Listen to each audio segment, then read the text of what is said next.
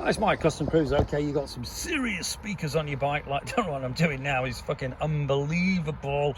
Okay, right, we've got a 54 amp charging system here. The regulator rectifier weighs a ton.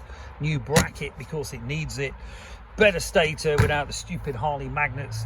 Now this is an example of your twin cams. Terrible bikes after 07. Okay, your primary tensioner goes, check that. Okay, this is what will happen. I can guarantee you, if you got a twin cam and it goes up, if you don't put a manual tensioner in, see how hot this thing's got. It's literally melted there.